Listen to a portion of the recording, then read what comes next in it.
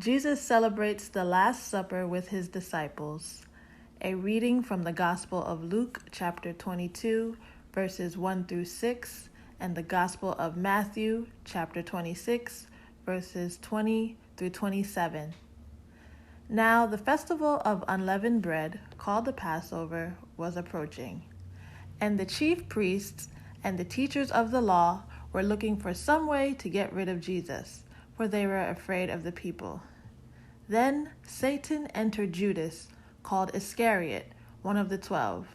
And Judas went to the chief priests and the officers of the temple guard and discussed with them how he might betray Jesus.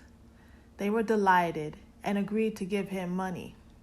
He consented and watched for an opportunity to hand Jesus over to them when no crowd was present. When evening came, Jesus was reclining at the table with the 12. And while they were eating, he said, "Truly I tell you, one of you will betray me." They were very sad and began to say to him, one after the other, "Surely you don't mean me, Lord." Jesus replied, "The one who has dipped his hand into the bowl with me will betray me.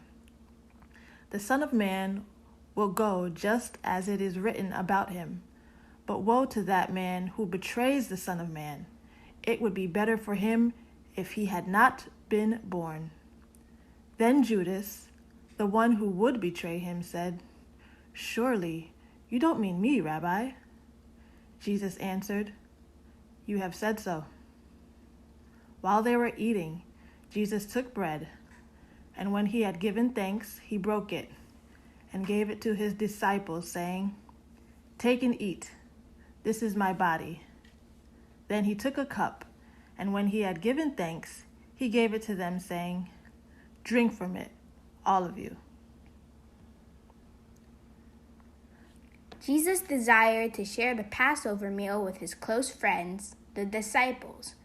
During this richly symbolic meal, Jesus spoke different words, giving new meaning to the bread and the wine.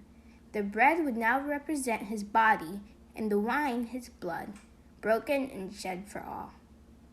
Jesus knew and told his disciples that he was to die for his friends and all people.